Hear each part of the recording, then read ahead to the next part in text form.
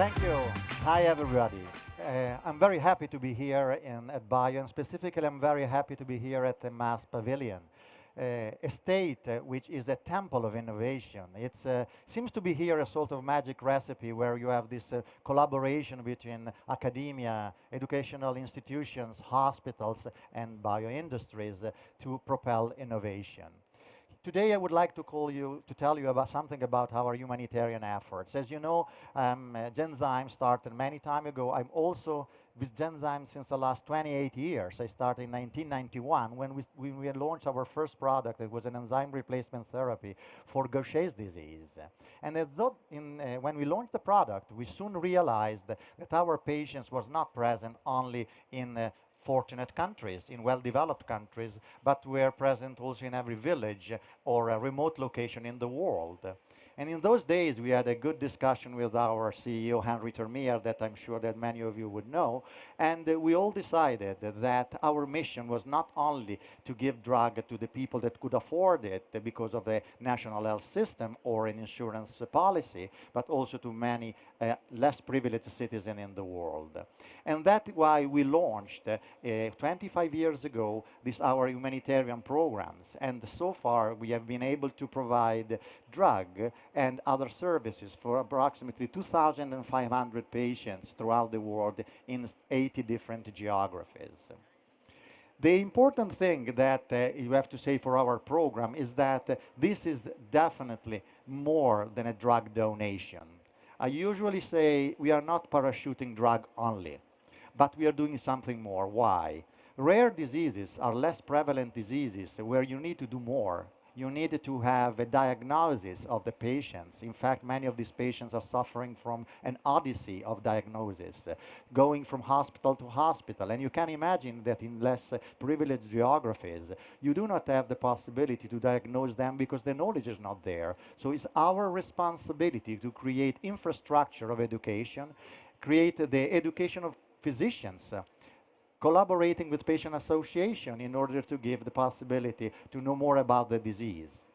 Then, of course, there is after the diagnosis, the treatment. Here we intervene with the donation of drugs in these less fortunate geographies. But it's not over. We need also to provide the follow-up.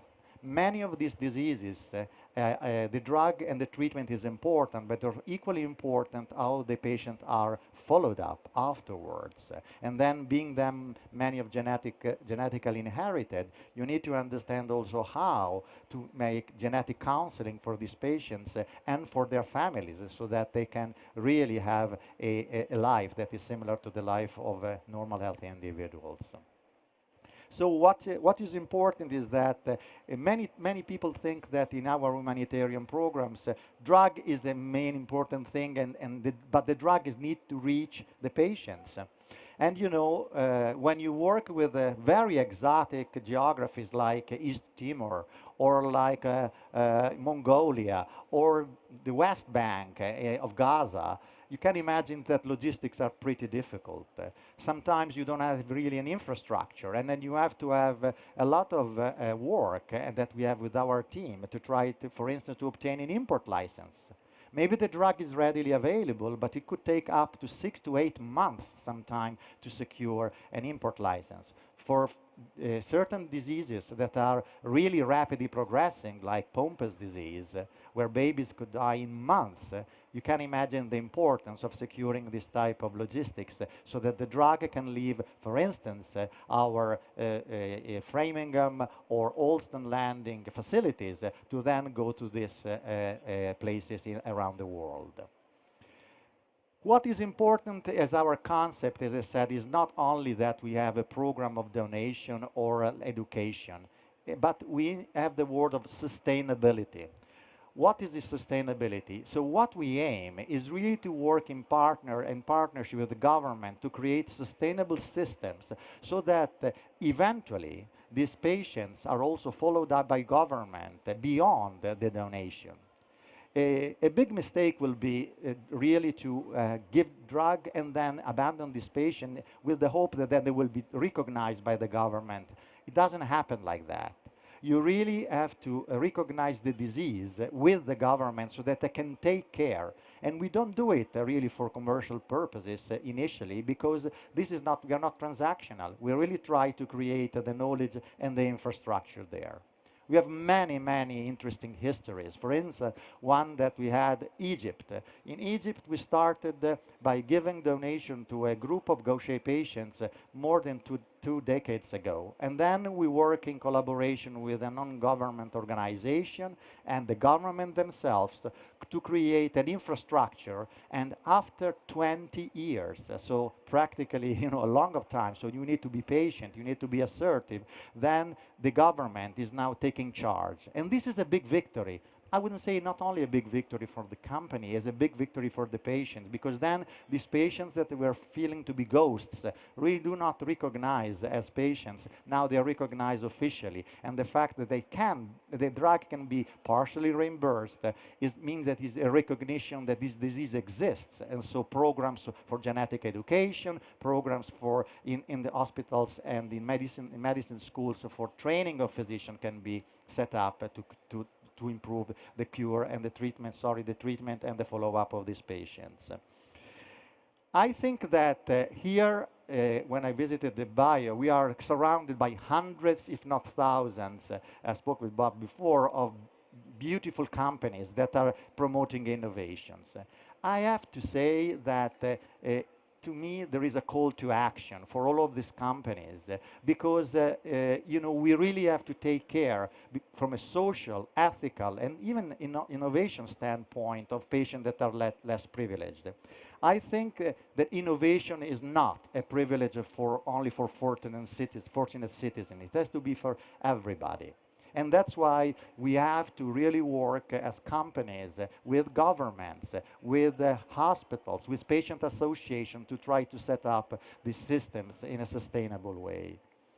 There are approximately 7,000 rare diseases, and if you count plus or minus a few hundred only, we have now some treatment for them. So the first thing that we have to do and the first duty that we have to do is to make sure that these type of treatable diseases, we reach the patient wherever they are. And that is, I would say, a moral imperative that we have to have. Only if we have done that, then we can definitely go to the other non-treatable diseases and work through innovation to make sure that then we discover new treatment and then eventually they reach patients worldwide. I believe that in these slides that you have seen, you've seen faces of patients. We always in our company have on all the walls, and then in every gathering we have patient stories, and I could tell you incredible patient stories. Why is important that? I gave you only one story. When I visited India a couple of years ago, I met for the first time a student that was studying at MIT here and was the first Gaucher patient that we treated long time ago, very, very sick patient. This patient had no chances of survival. And then by giving the drug and establishing the resources for having the education, then this patient not only survived, but really was able to go out of his country, and because of his brain, he became a student at MIT. Isn't it just giving the opportunity of not only a normal life, but even for a country, even for a specific city, giving the possibility to reach the potential of to these patients. It's, I would say, a very important thing. This is a legacy of our CEO, Henry, that, as I told you, wanted for the first hour really to have this donation coupled with this program. And we are extremely proud of all of this that happened in these very few years. More has to come.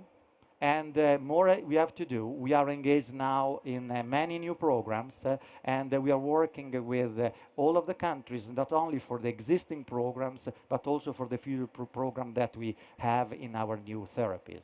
So I hope that in this, with this little window that I given of what we do, you understand that innovation from Massachusetts here has reached the world and has contributed to give hope to patients that are in desperate need because they are less fortunate than all of us that are living in Western countries.